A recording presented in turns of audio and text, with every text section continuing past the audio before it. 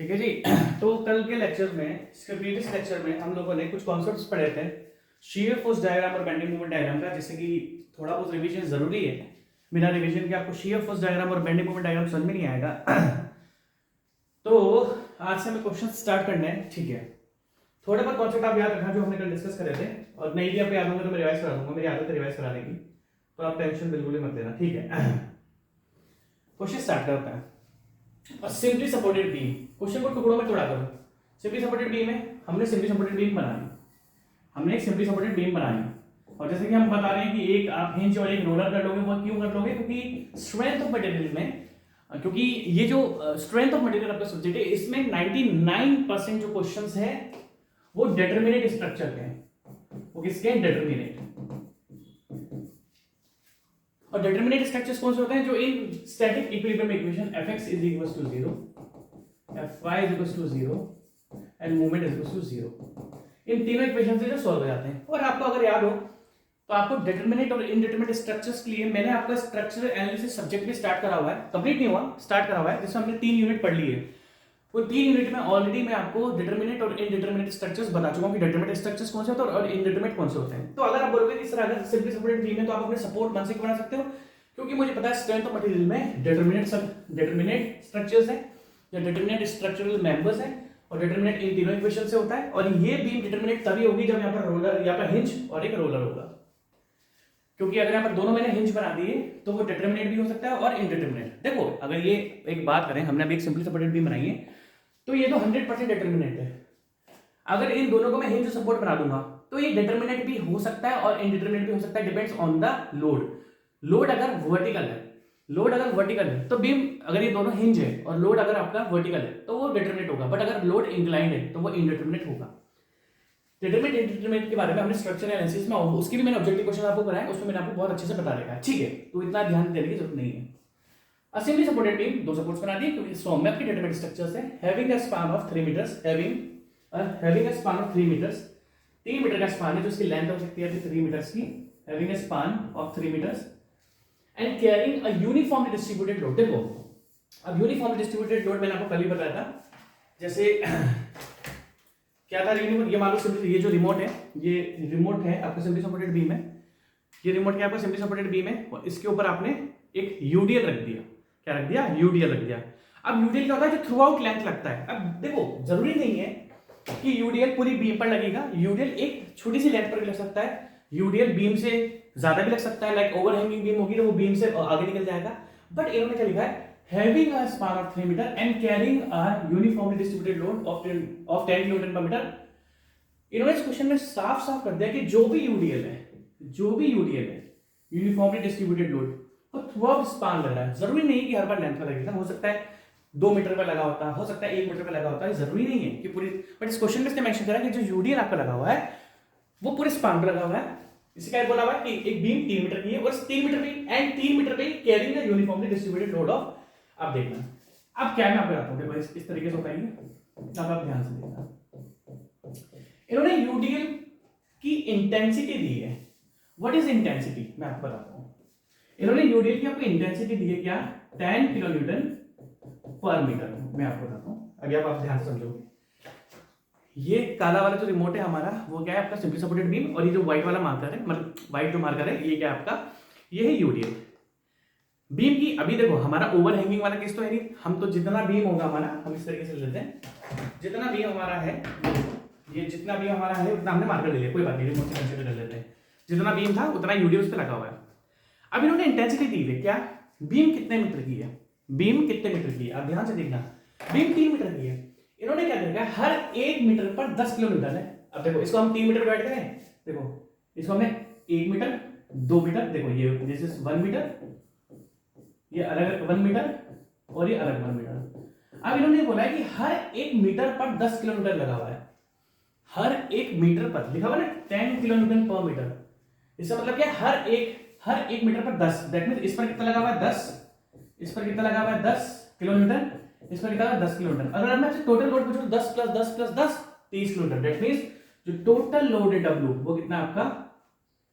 30 kilo Newton. जो आपका total load है क्योंकि हर 1 मीटर पर 10 किलोमीटर था, 3 मीटर का स्पान है तो 10 इंटू 3, जितना भी जब भी यूडियल की इंटेंसिटी दे रखी होगी आपको उसको जितनी भी लेंथ पर वो लगा हुआ है, हमेशा हम ये नहीं बोलेंगे, हम हमेशा ये नहीं बोलेंगे कि जितनी भी बीम की लेंथ है, जरूरी नहीं है कि वो बीम की टोटल लेंथ पे लगा हुआ हो, जितने पर भी यूडीएल लगा हुआ होगा, जितनी भी लेंथ पर यूडीएल लगा हुआ होगा, हम हमेशा उस यूडीएल को उसकी लेंथ से मल्टीप्लाई कर देंगे तो हमें टोटल लोड मिल जाएगा। दैट मींस अगर मैं इस यूडीएल की टोटल लोड की बात करूं, क्योंकि हर 1 मीटर पर 10 किलोमीटर लगा होता है, 3 मीटर का स्पान है तो 10 kilometre plus 10 kilometre plus 10 kilometre तो आपका कितना हो गया 30 किलोमीटर। ठीक है, अब अगर हम आगे की बात डिस्कस करें, इस यूडीएल का टोटल जो लोड है वो 30 किलोमीटर है और यूडीएल एक सिमेट्रिकल लोड होता है। सिमेट्रिकल लोड का मतलब क्या होता है मैं आपको बता देता हूं, ध्यान से देखना। ये सर्कल है, ये स्क्वायर है, ये रेक्टेंगल है और ये ट्रायंगल है। आपने एक यूनिट पढ़ी होगी सेंट्रोइड, एक होता है सेंट्रोइड, दूसरा होता है सेंटर ऑफ ग्रेविटी। जो 2 डायमेंशनल फिगर होती है उसके लिए सेंट्रोइड होता है, जो 3 डायमेंशनल फिगर होती है उसके लिए सेंटर ऑफ ग्रेविटी होता है। तो 2 डायमेंशनल फिगर होती है उसके लिए जो एरिया होगा, अब देखो इस सर्कल का जो सेंटर वाला पोर्शन होगा, यहां पर इसका टोटल एरिया एक्ट हो रहा होगा। अब सेंट्रोइड और अगर हम सेंटर ऑफ ग्रेविटी की बात करें या सेंट्रोइड की बात करें, सेंट्रोइड क्या होता है, अगर हम 2 डायमेंशनल फिगर की बात करें, अगर हम 2D फिगर्स की बात करते हैं, लाइक ये जो भी अब मैंने आपके सामने सर्कल, स्क्वायर, रेक्टेंगल, ट्रायंगल बनाया, ये 2 डायमेंशनल फिगर है, मैंने बोर्ड पर बनाई है, इसकी 2 डायमेंशन, 3rd डायमेंशन इसकी नहीं है। बट अगर हम जो क्रिकेट बॉल होती है, क्रिकेट बॉल के बारे में बात करेंगे तो क्रिकेट बॉल क्या होती है 3 डायमेंशन। तो अगर सेंट्रोइड की बात करें, अब ध्यान से देखना, अगर हम सेंट्रोइड के बारे में बात करें तो सेंट्रोइड हमेशा कहां पर होता है, जो उसका सेंटर है। सर्कल के बारे में बात करें तो जो उसका सेंटर है वहीं पर इसका टोटल एरिया एक्ट होता है। स्क्वायर है जहां पर इसकी डायगोनल मीट हो रही है, ये वाला, ये भी सेंटर है। रेक्टेंगल जहां पर इसकी डायगोनल मीट हो रही है, ये इसकी सेंट्रोइड है। और ट्रायंगल ये h/3 इंटू h/3। अब ये ट्रायंगल को छोड़ दो आप, ट्रायंगल वाला केस h/3 इंटू h/3 है, 2b/3 या b/3, वो भी हम आगे डिस्कस करेंगे।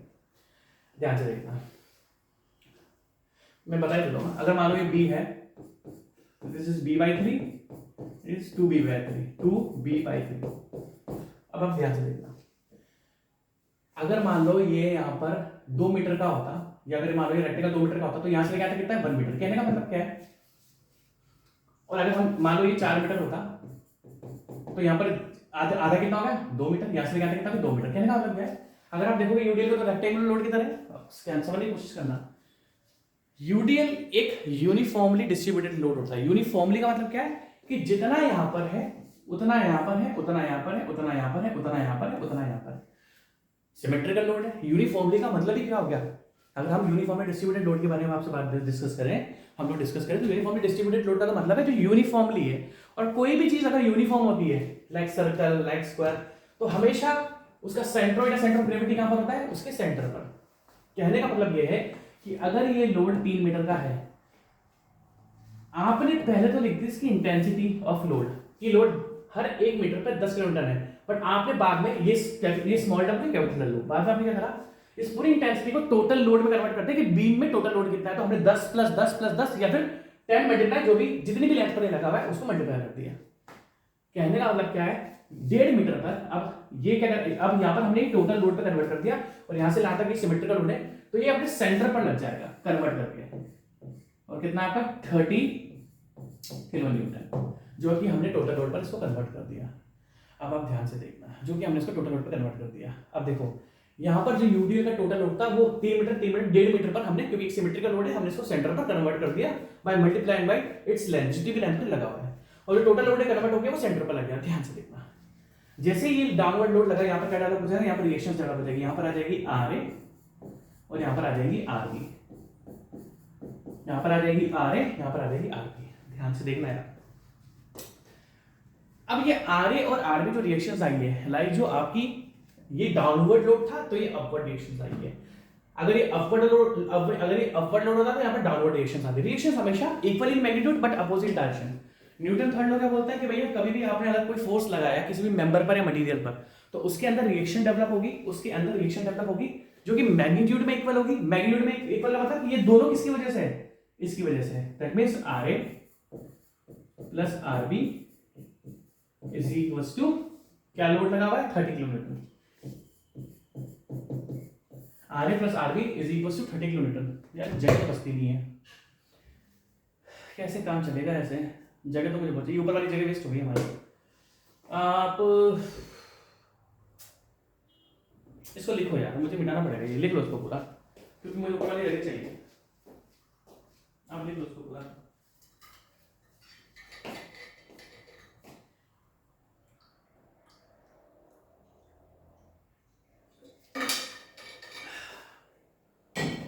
ठीक है भाई, आपको इतना पता है कि आपका R A plus R B, अब देखो ये बीम में बना देता हूँ ऊपर, ये हम बीम में यहाँ बना, टाइम जगह वेस्ट नहीं करेंगे। यहाँ पर क्या था, यहाँ पर आर ए था अपर डायरेक्शन में, यहाँ पर आर बी था अपर डायरेक्शन में, यहाँ पर यूडीएल लगा हुआ था, यहाँ पर क्या लगा हुआ था यूडीएल। और जब हमने देखा ये 3 मीटर था, तो हमने क्या करा, R A plus R B जो कि बीम का टोटल लोड है, R A plus R B किससे इक्वल था, R A plus R B is equals to 30 kilometer, क्योंकि इसकी इंटेंसिटी थी वो क्या थी 10 किलोमीटर पर मीटर, हमने इसको 10 किलोमीटर पर मीटर, अब इस इंटेंसिटी को मल्टीप्लाई करा, टोटल लोड में कन्वर्ट कर लिया। ठीक है, अब मैं आपको शुरुआत से एक चीज बोल रहा हूँ, क्या बोल रहा हूँ मैं आपको शुरुआत से एक चीज, मैं आपको बता देता हूँ, मैं आपको बता देता हूँ। We are using 3 static equilibrium equations। अब ये static equilibrium equations होती क्या है मैं आपको बता देता हूँ, ध्यान से देखना। Summation of forces in x direction is equals to 0, summation of forces in y direction is equals to 0, and moment, जो भी बीम पर मोमेंट है is equals to 0। अब इन static equilibrium equations का मतलब क्या है वो भी मैं आपको बता देता हूँ। इन static equilibrium कोई भी, अगर अब देखो सिविल इंजीनियरिंग में एक बहुत अच्छा वर्ड है जो हमें हमेशा ध्यान देना चाहिए, equilibrium. What is equilibrium, equilibrium, what is equilibrium.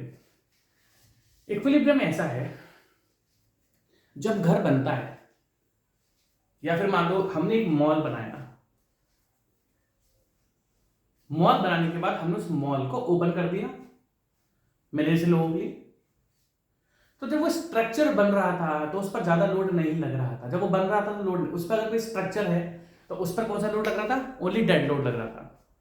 आपने, मैं बताता हूं आपको, आपने एक मॉल बनाकर तैयार कर दिया, उसका पेंट सब कुछ कर दिया, उसकी सब कुछ फिनिशिंग कर दी, और आपने फीता लगा दी कि आज इस मॉल का फीता कटेगा, तो उस मॉल के अंदर कोई भी नहीं है।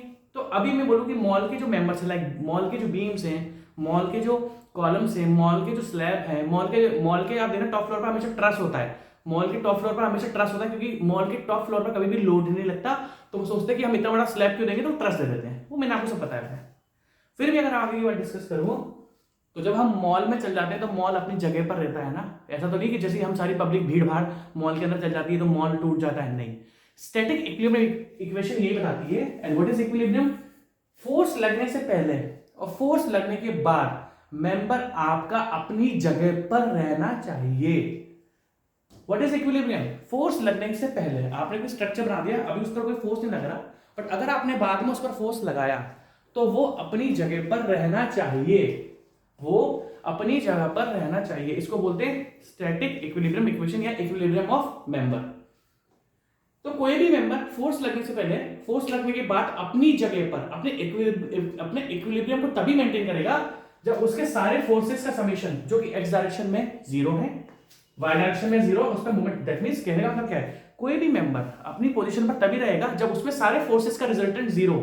मान लो अगर फोर्सेस का रिजल्टेंट 0 नहीं रहेगा तो उसमें किसी डायरेक्शन में कोई फोर्स लगेगा और फिर डिफॉर्मेशन हो जाएगा और फिर वो इक्विलिब्रियम में मेंटेन नहीं रह पाएगा। हम लोग ये इक्वेशंस पढ़ लेते हैं, हम लोग इस इक्वेशन का मतलब नहीं समझते। ये इक्वेशन यही बताती है कि इक्विलिब्रियम में स्ट्रक्चर रहना चाहिए। And what does equilibrium means, कि सारे फोर्सेस का समेशन जो कि एक्स डायरेक्शन में 0 हो, जो कि वाई डायरेक्शन में 0 हो और एम डायरेक्शन में 0 हो। ठीक है, अब हम क्या करते हैं, हमें पता लग चुका है, ध्यान से देखना, हमने क्या करा था, हमने अभी R A plus R B 30 kilometer लिख लिया। ध्यान से देखना, इसी बीम में मैंने इस यूडीएल को टोटल लोड में कन्वर्ट करा था, जो कि सेंटर पर लगा था, और वो कितना था 30 किलोमीटर। ये हमारी आर ए और ये हमारी आर बी, यहां से लेके यहां तक 1.5 मीटर और यहां से लेके यहां तक 1.5 मीटर। ठीक है, ध्यान से देखना, ध्यान से देखना, बहुत ज्यादा ध्यान से देखना, आपको बहुत ही ज्यादा ध्यान से देखना है।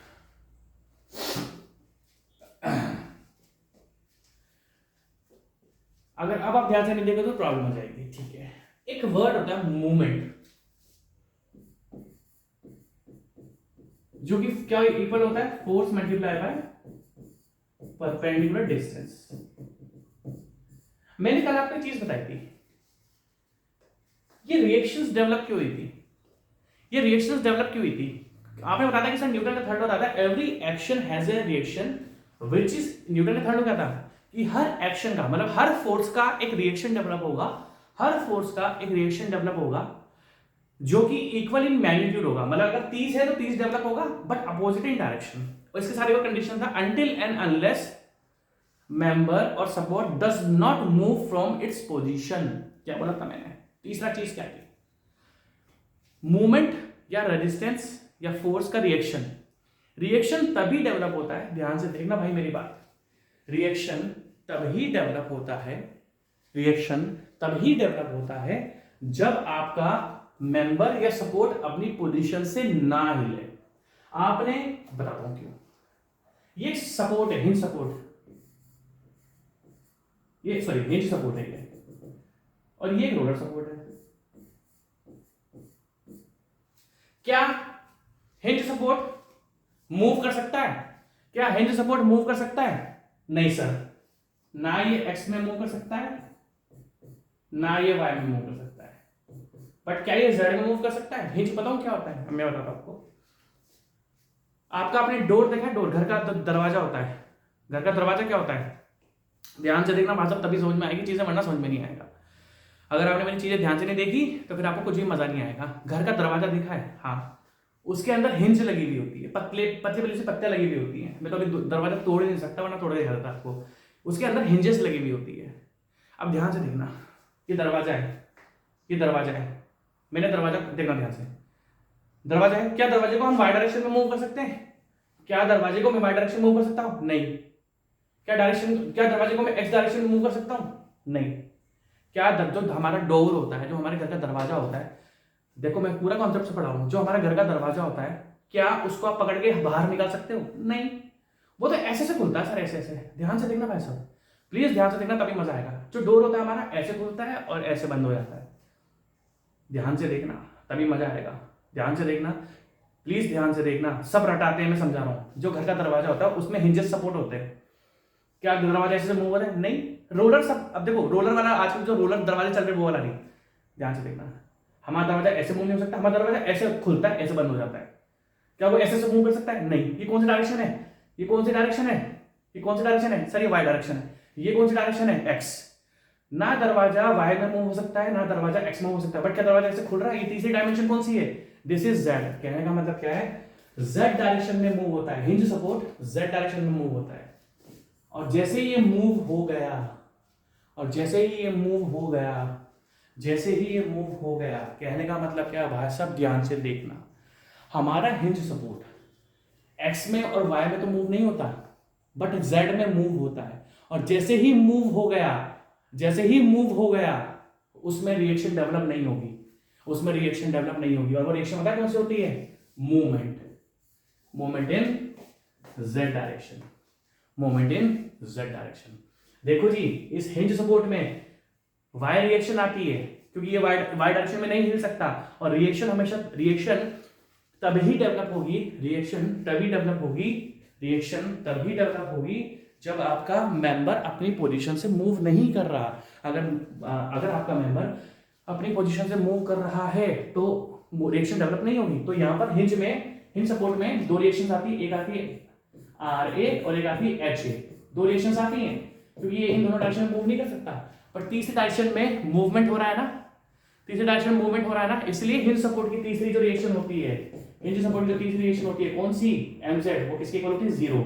हिंज के ऊपर क्या होता है? मूवमेंट 0। सबने रटाया है, सबने रटाया कि मूवमेंट 0 होता है। क्यों होता है वो समझना है। सबने रटाया है कि मूवमेंट 0 होता है। क्यों होता है? क्योंकि हिंज सपोर्ट भी अपनी तीसरी डायमेंशन में मूव हो सकता है, इसलिए उसकी जो मूवमेंट रिएक्शन होती है वो 0 होती है। अब उसी तरीके से रोलर, अब रोलर क्या होता है? रोलर तो ये होता है, मैं बॉल देखता हूँ आपका, ध्यान से देखना, अभी बॉल तो मिल जाएगी, एक सेकेंड, अभी आपको तीसरा भी बताता हूँ।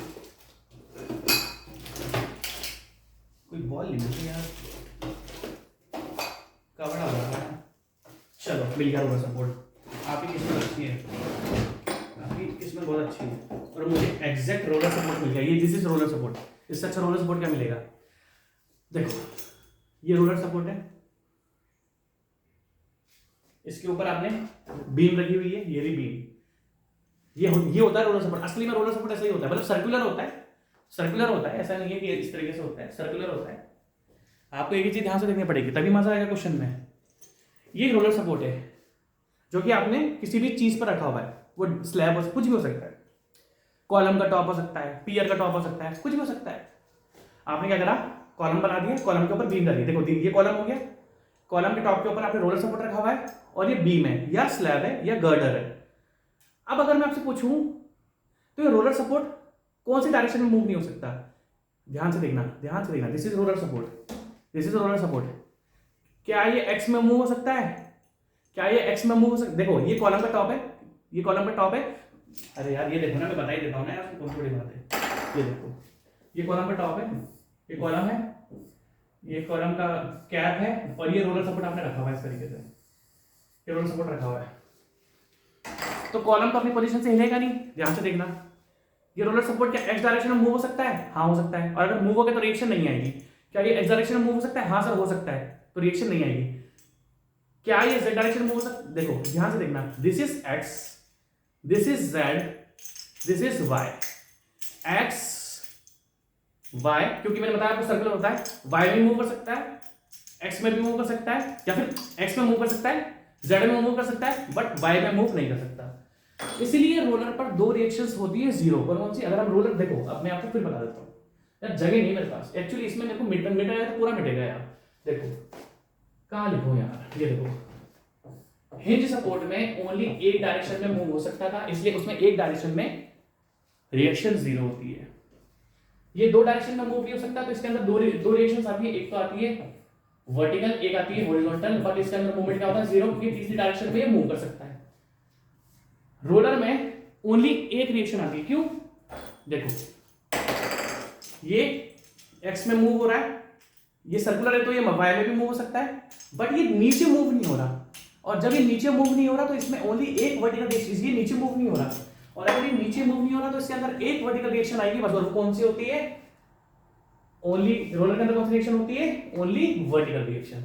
तो आई होप आपको समझ में आ गया। अब देखो, अब आप ध्यान से देखना, क्योंकि मैं आपको ये रटाना नहीं चाहता कि हिंज पर मोमेंट जीरो होता है, रोलर पर मोमेंट जीरो होता है। अगर आप ध्यान से देखो तो हिंज पर दो रिएक्शन आती है, तीसरी रिएक्शन कौन सी होती है? जीरो। तो हिंज से मोमेंट क्या होता है? जीरो। और रोलर पर तो मोमेंट जीरो वैसे, क्योंकि उसके अंदर बस एक वर्टिकल रिएक्शन आती है।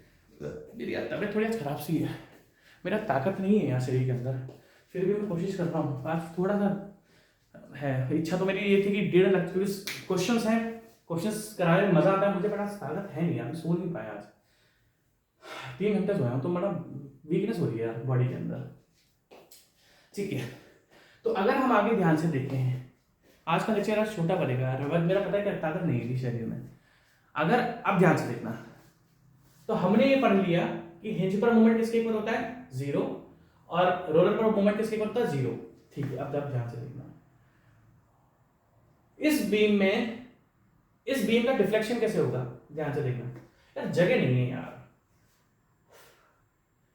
यार मैं इसको ना अलग पेज पे लेके आ रहा हूँ, एक सेकंड रुको, आप वेट करो, मैं इसको अलग पेज पे लेके आ रहा हूँ, ये इस पेज पे मैं समझा नहीं पाऊंगा इसको, एक सेकंड वेट करो आप।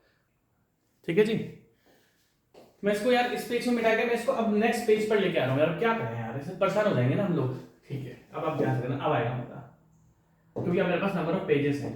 अब यार उसमें जगह नहीं है यार, अपन नेक्स्ट, अगर आपको क्वेश्चन तो अब ध्यान नहीं, सही क्या क्वेश्चन था? एक बीम थी, उसमें एक जगह हिंज सपोर्ट था, एक जगह रोलर सपोर्ट था, सर इस पर यूडीएल लगा हुआ था, यूडीएल इस तरीके से लगा हुआ था, उसकी इंटेंसिटी कितनी थी? 10 किलोन्यूटन पर मीटर। फिर सर आपने क्या करा, ये टोटल लेंथ कितनी थी? 3 मीटर। फिर सर आपने क्या करा, आपने इसको टोटल लोड में कन्वर्ट कर लिया था, और आपने इसको क्या करा, आपने इसको सर यूडीएल को, जो भी यूडीएल लगा हुआ है 10 किलोमीटर पर मीटर है, आपने इसको लेंथ से मल्टीप्लाई कर लिया था, जो कि 1.5 मीटर पर 1.5 मीटर पर सर 30 किलोन्यूटन लोड में कन्वर्ट हो गया था। उसके बाद सर आपने क्या करा था, मेरे क्वेश्चंस कोई भी कर लेगा, जो मैं क्वेश्चंस करा रहा हूँ ना आपको, क्वेश्चंस कोई भी कर लेगा, थर्ड ईयर का बच्चा भी कर लेगा, जो जे की तैयारी कर रहा है, मतलब जो पढ़ रहा है, क्योंकि मैं बिल्कुल बेसिक से समझा रहा हूँ। जो यार आप क्या चाहते हो एसएफटी बीएमटी, यार मुझे तो एसएफटी, देखो एक चीज बताओ, मुझे एसएफटी बीएमटी पढ़ाते हुए पता है कितने साल हो चुके हैं, जितने में आप 2 बार बीटेक और 1 बार एमटेक कर लो। मुझे शियर फोर्स डायग्राम और बेंडिंग मोमेंट डायग्राम पढ़ाते पढ़ाते इतने टाइम हो चुके हैं कि जिसमें आप 2 बार बीटेक कर लोगे और 1 बार एमटेक कर लोगे। अब आप खुद लगा लो कितने साल हो गए मुझे। एसएफटी बीएमटी एक ऐसा टॉपिक है कि अगर मान लो आप रात के 3 बजे भी उठाकर मुझे ये बोलोगे ना यार ये क्वेश्चन सॉल्व कर दे, तो क्वेश्चन मेरे को 1.5 मिनट लगेगा सॉल्व करने में। एसएफटी बीएमटी का कोई भी क्वेश्चन मुझे 1.5 मिनट लगेगा सॉल्व करने में। पूरा वो जो ना लंबे लंबे न्यूमेरिकल्स होते हैं, मुझे 1.5 मिनट लगेगा किसी भी क्वेश्चंस में। मैंने क्या बोला, 2 बार बीटेक कर लोगे और 1 बार एमटेक कर लोगे। इतने सालों से मैं एसएफटी बीएमटी पढ़ा रहा हूं, ये चीजें मेरे फिंगर टिप्स पे बिल्कुल। एक बार आप बोलोगे सर सॉइल, तो मैं बोलूंगा नहीं यार एक बार सॉइल के फॉर्मूलाज देख लो, प्लस माइनस की गलती ना हो जाए। एक बार सॉइल यार होता है ना कि एक बार फॉर्मूले हाँ 2 बार प्लस माइनस की गलती ना हो जाए। एक बार सॉइल अगर मेरे को आपको पढ़ाना तो शायद मैं उसको 2 मिनट रिवाइज करूंगा, बट ये आरसीसी, स्टील, सॉम, ये चीजें रिवाइज नहीं करता मैं बिल्कुल भी। तो कहने का मतलब कि आपके मन में ये डाउट आ रहा होगा कि सर आप बहुत स्लो पढ़ा रहे हो। अरे भाई साहब मेरे को बहुत महारत हासिल है एसएफटी बीएमटी में, कितने सालों से पढ़ा रहा हूँ। सोचो शुरुआत में गलती होती थी, अब गलतियां नहीं होती। अब गलती होगी तो बस कैलकुलेशन की होगी, कॉन्सेप्ट की नहीं होगी। तो आप अगर आपके मन में लग रहा हो सर आप बहुत स्लो पढ़ा रहे हो, तो भाई साहब वो मैं आपके लिए पढ़ा रहा हूँ, वो मैं आपके लिए पढ़ा रहा हूँ ताकि आप अच्छे से क्वेश्चन कर पाओ। ठीक है चालू करते हैं। तो हमने क्या रहा था, टोटल वर्ड में कन्वर्ट कर लिया था इसको।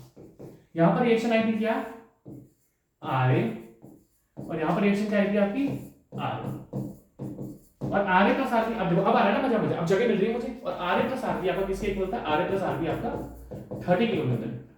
और उसके बाद मैंने आपको कॉन्सेप्ट पढ़ाया, क्या पढ़ाया मैंने आपको कि देखो हिंज सपोर्ट में ओनली 2 रिएक्शंस होती है, एक होगी आर और एक होगी एच ए। तीसरी रिएक्शन मोमेंट किसके इक्वल होता है, 0। हमने क्या पढ़ा, जो रोलर सपोर्ट होता है, रोलर सपोर्ट में ओनली एक रिएक्शन आती है आरबी, यहां पर एच बी 0 के इक्वल होता है, एच बी भी किसके इक्वल है 0, एंड मोमेंट किसके इक्वल है 0। ये चीज हमने पढ़ ली थी।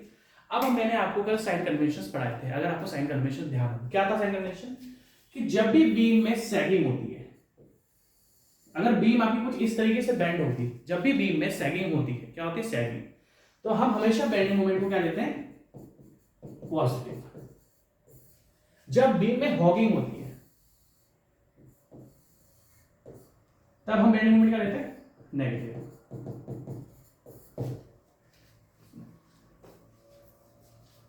और मैं तो आपको चीज बताना भूल गया, 2 बीटेक एक एमटेक और 1 साल का पीएचडी का भी सिलेबस हो जाएगा आपका, अगर इतने साल से पढ़ा रहा हूँ एसएफटी भी। आप समझ लो 2 बीटेक 1 एमटेक और पीएचडी में पहला फर्स्ट ईयर कंप्लीट हो जाएगा। तो मुझ पर भरोसा रखो, इतना स्लो मैं अपने लिए नहीं आपके लिए पढ़ा रहा हूँ। मेरे को एक बार देखता भी हूँ सॉन्ग को, ठीक है। अब आप ध्यान से देखना।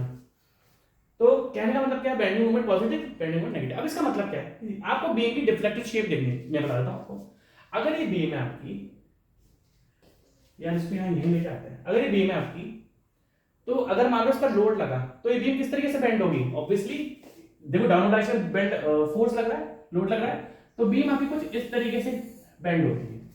अब आप देखो इन दोनों में से कौन सी शेप लग रही है, इन दोनों में से कौन सी शेप लग रही है।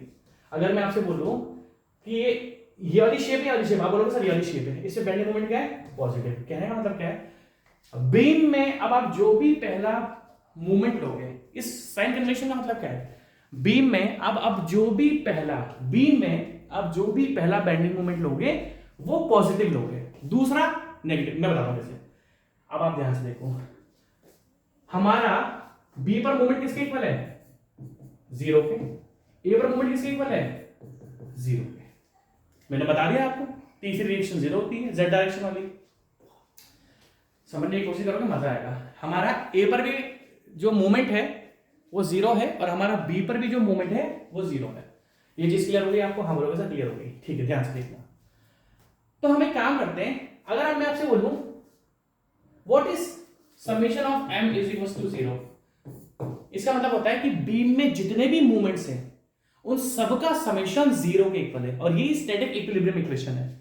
What is summation m is equal to zero, कि बीम पर जितने भी मूवमेंट्स हैं, what is movement, force multiply by perpendicular distance, beam में जितने भी मूवमेंट्स हैं सबका समेशन आपका जीरो के इक्वल है। अब आप एक काम करो,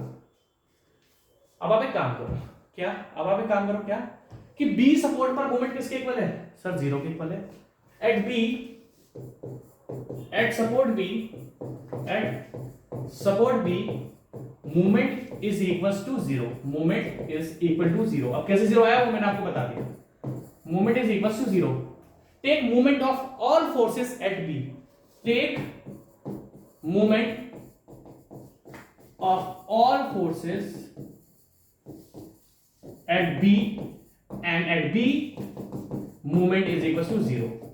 जितने भी फोर्सेस हैं बी पर आप मूवमेंट ले लो। अब आप ध्यान से देखना साइन कन्वेंशन का रूल क्या है। ये बीम की शेप कैसे आ रही है, सैगिंग आ रही है, और सैगिंग में इस बीम की शेप क्या आ रही है, सैगिंग आ रही है। और सैगिंग में देखो शुरुआत में समझा रहा हूं इसलिए टाइम लग रहा है, आने वाले टाइम पर विद इन सेकंड्स आप क्वेश्चन कर लोगे, विद इन सेकंड आप क्वेश्चन कर लोगे। आने वाले टाइम पर आप भी 3-3, 4-4 मिनट में क्वेश्चन कर लोगे, 2-2 मिनट में आप क्वेश्चन कर लोगे। अभी थोड़ा टाइम लगेगा यार हल्का सा, ठीक है। तो अगर हम इसकी आगे की बात डिस्कस करें, क्योंकि मैं पूरा कॉन्सेप्ट पढ़ा रहा हूं, बच्चा भी पढ़ेगा, सेकंड ईयर का बच्चा भी पढ़ेगा तो भी उसको समझा, वो अगर डायरेक्टली मुझसे पढ़ेगा तो भी उसको समझ में आ जाएगा, ठीक है। दिस इज सैगिंग शेप, और सैगिंग में सबसे पहला बेंडिंग मोमेंट हम क्या लेते हैं, पॉजिटिव। अब एक काम करो, मोमेंट का फॉर्मूला क्या है, मोमेंट क्या है, force multiply by its perpendicular distance. हम सारे मोमेंट किस पर ले रहे हैं, हम take moment of all forces at B, हम सारे मोमेंट किस पर ले रहे हैं, बी सपोर्ट पर, और बी पर मोमेंट किसके इक्वल है, जीरो। और समीशन ऑफ मोमेंट क्या होता है, zero for the equilibrium of structure, ठीक है। पहला मोमेंट देखो, पहला आर को घुमाओ, आर को घुमाओ, आप आर को घुमाओ आर बी की तरफ। अगर आप देखोगे आर कैसे घूम रहा है, आर बी की तरफ कैसे घूम रहा है, ये डायरेक्शन क्या है, क्लॉकवाइज या एंटी क्लॉकवाइज। अब आपको ये ध्यान रखना है, आप हमेशा अगर ये देखोगे क्लॉकवाइज पॉजिटिव और एंटी क्लॉकवाइज नेगेटिव, तो ऐसे काम नहीं चलता। आपने ये देख लिया बीम में क्या हो रहा है, आपने ये देख लिया बीम में क्या हो रहा है, आप बोलोगे सर बीम में सैगिंग हो रही है, और सैगिंग में अब देखो, सैगिंग में पहला जो मूवमेंट होगा, जो हमारे पहले फोर्स का मूवमेंट होगा, वो हमेशा पॉजिटिव होगा, वो हमेशा पॉजिटिव होगा। पहला फोर्स का डायरेक्शन क्या है, पहले फोर्स की direction sir R A, first force is first force, और उसका जो मूवमेंट है टुवर्ड्स बी, उसका जो मूवमेंट है टुवर्ड्स बी वो क्लॉकवाइज है, दिस इज क्लॉकवाइज। अब आपको क्या, आपने लॉक कर दिया, केबीसी की तरह आपने लॉक कर दिया। इस बीम में ड्यू टू सैगिंग, इस बीम में ड्यू टू सैगिंग, आपको सारे, पहला जो फोर्स का मूवमेंट था वो क्लॉकवाइज था, और पहला हमेशा पॉजिटिव लॉक हो जाएगा। अब अगर क्लॉकवाइज पॉजिटिव है तो भाई साहब एंटी क्लॉकवाइज क्या हो जाएगा, एंटी क्लॉकवाइज हो जाएगा आपका नेगेटिव, एंटी क्लॉकवाइज हो जाएगा आपका नेगेटिव, एंटी क्लॉकवाइज हो जाएगा भाई साहब आपका नेगेटिव। प्लीज मेरी बात ध्यान से देखो यार, मेरी यार थोड़ी तबीयत खराब हो रही है यार, मजा नहीं आ रहा, तबीयत थोड़ी खराब हो गई। तो एंटी क्लॉकवाइज हो जाएगा आपका नेगेटिव, ठीक है।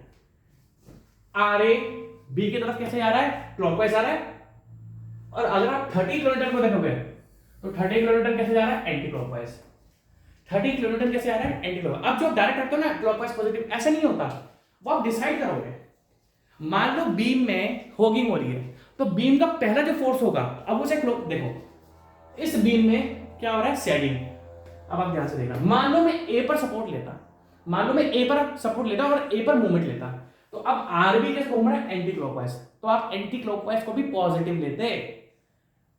हॉगिंग का मतलब ये है, हॉगिंग और सैगिंग का मतलब ये है कि पहले फोर्स का जो मोमेंट होगा वो हमेशा पॉजिटिव होगा, और उसके रेस्पेक्ट में हम दूसरा देख लेंगे। मान लो इन केस इस बीम में क्या हो रहा है, सैगिंग हो रही है, और मैं अभी बी पर मूवमेंट ना लेकर ए पर मूवमेंट लेता, अगर मैं ए पर भी मूवमेंट लेता तो आरबी कैसे घूम रहा है, एंटी क्लॉकवाइज। भाई साहब आपको एंटी क्लॉकवाइज पॉजिटिव लेना पड़ता है, क्योंकि सैगिंग हो रही है, और सैगिंग में जो पहला हम लॉक करते हैं मूवमेंट, वो हमेशा पॉजिटिव करते हैं। मैं आरबी को भी घुमागा ना, आरबी यहाँ पर एंटी क्लॉकवाइज है, फिर भी आप पॉजिटिव लेते हैं, और क्लॉकवाइज को फिर आप नेगेटिव लेते हैं।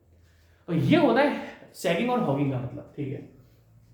अब आप ध्यान से देखना, आप बोलो तो मैं नीचे वाला मिटा दूं, आप चाहो तो ये तो हम, ठीक है। आप इसको लिख लो एक बार, अभी टाइम लगेगा थोड़ा, और आगे अगर आपको बिल्कुल भी टाइम नहीं लगेगा, पक्का प्रॉमिस है मेरा आपसे, क्योंकि एक एक क्वेश्चन को थोड़ा समझाने में टाइम, आपको पता है मैं इसका डायरेक्ट आंसर बता सकता हूँ जैसा दूसरा कर रहे हैं। मैं तो बदनाम हूँ कि सर लंबा कोर्स चलाते हैं, सर को तो लंबा पढ़ाने की आदत है। नहीं यार, मेरे को तो कोर्स वोर्स मुझे कुछ मतलब नहीं है, मुझे तो भाई बच्चे को इस तरीके से कि आपको समझ में आनी चाहिए चीज़ें। सर आप तो लंबा पढ़ाते हो, ऐसा नहीं है यार, बिना समझाए नहीं पढ़ा सकता मैं आपको।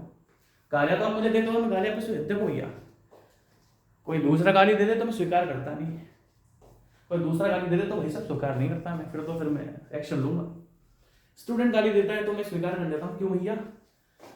क्योंकि मेरी रेगुलरिटी बीच में हुई है, तो बच्चा गाली देता है तो वो बिल्कुल मैं डिजर्विंग हूँ ना उस गाली के लिए। अब यार मैं अगर मानूँ किसी कारण से अगर इरेगुलर हो गया, आप गाली दोगे तो गाली तो मुझे स्वीकार करनी पड़ेगी ना, क्योंकि वो मेरी गलती है। तो बस इसलिए हम स्टूडेंट की गाली स्वीकार करते हैं। इसके अलावा अगर आप सोचोगे कि आप सर सबकी गाली स्वीकार करते हो, नहीं जी, हम किसी की गाली स्वीकार नहीं करते, स्टूडेंट की करता हूँ, क्योंकि स्टूडेंट का दिल दुखता है अगर मैं इरेगुलर हो जाता हूँ। तो आप उसको लिख लो पहले,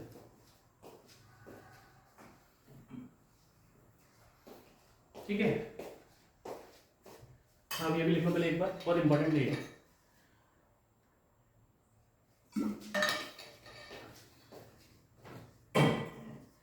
चलो जी, आप भी अब मजा आ जाएगा आपको। अब हम एक काम करेंगे आगे से। देखो जी, ये जो हम दूसरे सब्जेक्ट्स करते हैं उसमें इतनी सी जगह पर ही आपका क्वेश्चन सॉल्व हो जाता है, बट हमें एसएमटी बीम के 2 से 3 पेजेस चाहिए। अब मैं हर क्वेश्चन की रियल बीम दिखाऊंगा आपको, हर क्वेश्चन की रियल बीम दिखाऊंगा मैं आपको। अब आप मजे देखना, अब आप देखो, हर क्वेश्चन का रियल बीम दिखाऊंगा मैं आपको कि रियल में होता क्या है। मेरे पास तो है डिजिटल बोर्ड, तो मैं तो इस पर दिखाऊंगा ना। अभी तो आपको मैंने बस क्वेश्चन बता दिया, अब मैं आपको रियल में दिखाऊंगा ये बीम्स असली में होती क्या, फिर उस रियल बीम को हम सॉल्व करेंगे। क्योंकि मैंने देख लिया कि एसएफटी बीएमडी में हम लोग इस सॉरी मेरे को पेज, एसएफटी बीएमडी में हम लोग एक पेज पे काम नहीं कर सकते। अब मैं आपको हर क्वेश्चन ढंग से सॉल्व कराऊंगा, आप देखना, ठीक है? तो हमने क्या करा, हमने अब मूवमेंट लेना है, अब टाइम वेस्ट करेगा ना, मूवमेंट लेना है। देखो मैं इसको मिटा देता हूं पूरा, ये मेरे काम का नहीं है, इस पूरे को मिटा रहा हूं। अब मैं आपको रियल बीम दिखाऊंगा। कुछ सब्जेक्ट होते हैं ना जिनमें मजा अलग ही आता है, ये वही सब्जेक्ट है सॉन्ग। और ऐसा क्वेश्चन कराऊंगा कि गेट वेट आईएएस वाईएएस के क्वेश्चन तो आप मजाक में, अरे मैं कह रहा हूं मेरा डिप्लोमा का स्टूडेंट जो मुझसे पढ़ रहा है वो भी आपको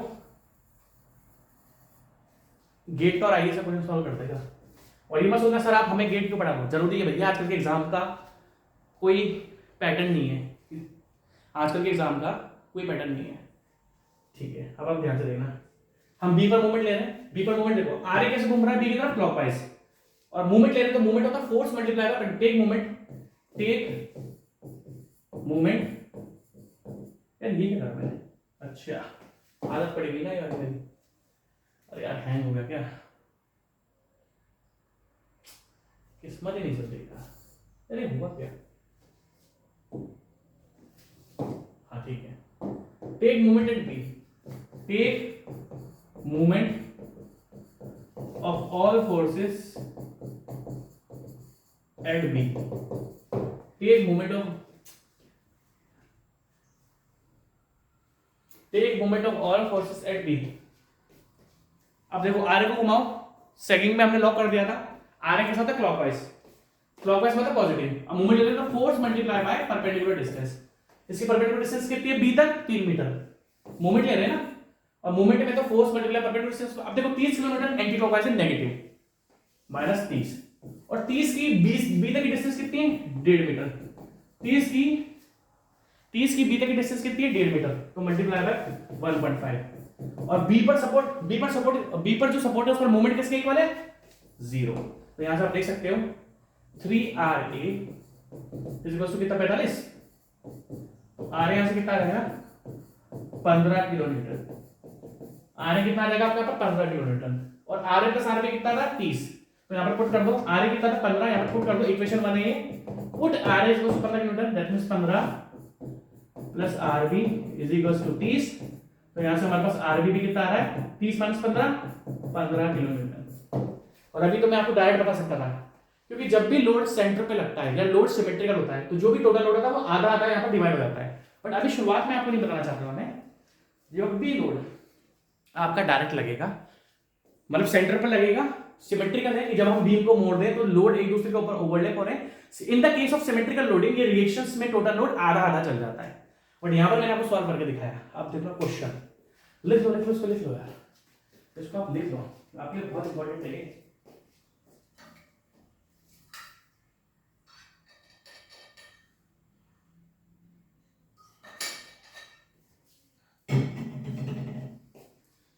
लिख ले भाई, आगे चालू करें। क्वेश्चन तो अभी हमने कराई दी, अब आप ध्यान से देखिए क्वेश्चन पढ़ो। अ सिंपली सपोर्टेड बीम, यार इसमें मार्कर क्यों नहीं रहा?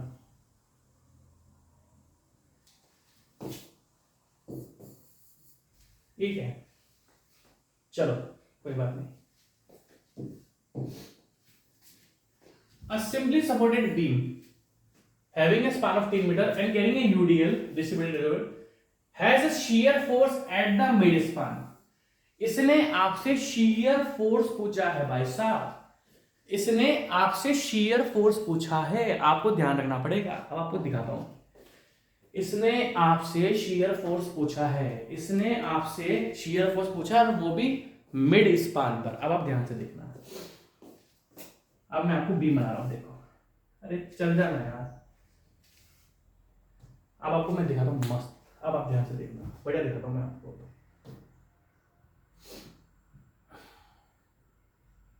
देखना इसने आपसे पूछा क्या है, देखना। अरे यार ये अंडू कर दो उसको, शेप्स में लाइन ली थी ना, अच्छा ठीक है। देखो ये बीम थी, ध्यान से देखना, अब आएगा मजा। ये सपोर्ट्स थे, ये आपके सपोर्ट्स हैं, ठीक है, दो सपोर्ट्स थे, लगा देता हूं सपोर्ट्स। ये क्या था, ये हिंज था, एक दो, और दूसरा वाला क्या था आपका, दूसरा वाला आपका रोलर था, ठीक है, गाड़ी मजा आ गया, ठीक है, और ये रोलर सपोर्ट आपका, ठीक है।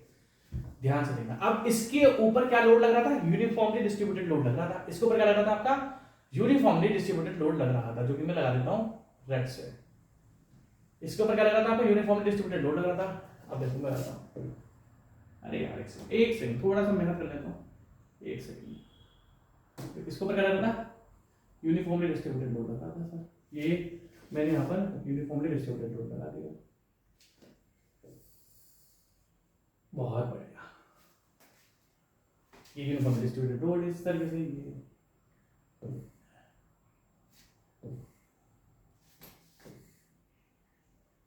ये यूनिफॉर्मली डिस्ट्रीब्यूटेड लोड लग गया, ठीक है, समझ में आ रही है बीम, ठीक है। यहां पर आपकी आर क्या निकल कर आई है, यहां पर जो हमारी रिएक्शन आर आई थी वो क्या निकल के आई है, 15 किलोमीटर, और यहां पर हमारा आरबी का कितना आया निकल के, 15 किलोमीटर। दोनों तरफ ये हमारा क्या है, 15 किलोमीटर। पहला क्वेश्चन है, ऐसे क्वेश्चन आप 2-2 3-3 मिनट में कर लोगे, ऐसे क्वेश्चंस आप 2-2 3-3 मिनट में कर लोगे। अभी शुरुआत करिए इसलिए टाइम लग रहा है, तीसरे चौथे लेक्चर में तो आप सेकंड्स में करोगे इस क्वेश्चन को, तीसरे चौथे लेक्चर में सेकंड्स में करेंगे। और आप भी ध्यान रखना, जो भी कॉन्सेप्ट मैं आपको बता रहा हूं सारे कॉन्सेप्ट भाई साहब आप याद रखना, ठीक है। Now we have to determine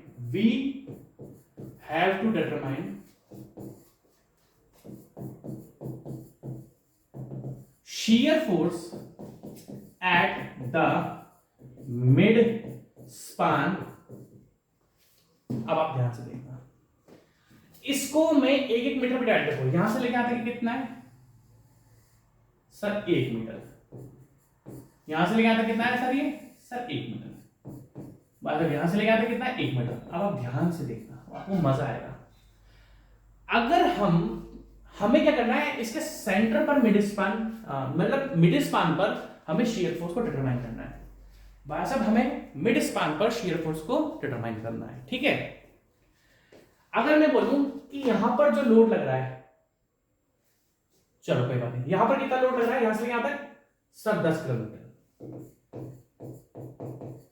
मतलब यहां से लेके आता है सब 10 किलोमीटर, यहां से लेके आता है सब 10 किलोमीटर। क्या आपको ऐसा नहीं लग रहा जैसे जैसे एक्स लेंथ, जैसे जैसे लेंथ चेंज हो रही है, जैसे जैसे लेंथ आपकी चेंज हो रही है, वैसे वैसे आपका लोड चेंज होता जा रहा है। जैसे जैसे लेंथ आपकी चेंज हो रही है, तो जो लोड है यहां पर 10 था, अब यहां पर 10 प्लस 10, यहां पर 10 है, फिर यहां पर आएंगे तो 10 प्लस 10 होता है, यहां से लेके 10। आप समझ रहे हो मेरी बात? जैसे जैसे लेंथ चेंज हो रही है, लोड चेंज हो रहा है, लेंथ चेंज हो रही है, लोड चेंज हो रहा है। और अगर लेंथ के साथ लोड चेंज होगा तो आपका शियर फोर्स भी चेंज होगा। क्यों? क्योंकि शियर फोर्स, तो समेशन आपको याद रखना, लोड अलग होता है, शियर फोर्स अलग होता है। लोड अलग होता है, शियर फोर्स अलग होता है। क्यों? क्योंकि लोड तो भाई एक हम पर्टिकुलर लोड के बारे में बात करते हैं, बट जब हम शियर फोर्स के बारे में बात कर रहे हैं तो in shear force, for shear force,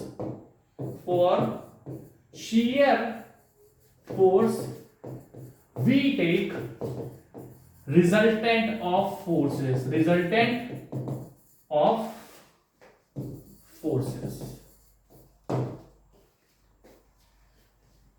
हमारा जो शियर फोर्स है वो रिजल्टेंट होता है। For shear force we take the resultant of forces. अब ध्यान से देखना, अब देखो क्या होता है कि लेंथ के अकॉर्डिंग आपका लोड चेंज हो रहा है। लेंथ के अकॉर्डिंग अगर आपका लोड चेंज हो रहा है तो लेंथ के अकॉर्डिंग आपका शियर फोर्स भी चेंज होगा।